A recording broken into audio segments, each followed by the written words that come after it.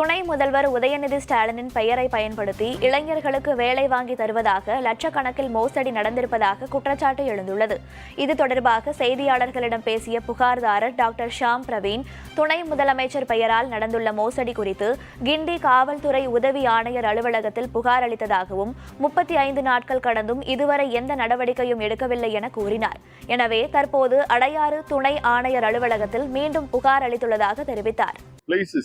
Tech zone சொல்லி ஒரு placement company, அந்த கம்பெனியில வேலைக்கு ஜாயின் பண்ணி அந்த வேலையை மிஸ்யூஸ் பண்ணி பல மாணவர்களை மிஸ்கைட் பண்ணி வேலை வாங்கி கொடுக்குறேன், அதை பண்றேன், இதை பண்றேன்னு சொல்லி அந்த கம்பெனியில வேலை பார்த்த திவ்யா அலியாஸ் பாண்டி செல்வி அப்படின்ற ஒரு பெண்மணி, அவங்களோட டீட்டெயில்ஸ் கொடுக்குறோம்.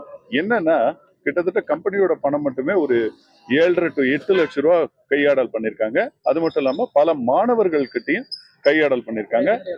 துணை முதலமைச்சருடைய பெயரை தவறாக பயன்படுத்தி அவருக்கும் இவருக்கும் தொடர்பு இருப்பதை போல் தவறாக பயன்படுத்தி அதை வச்சு மிரட்டிட்டு இருக்காங்க. அவங்க கிட்ட காவல்துறையும் செல்வதற்கு தயங்குகிறது.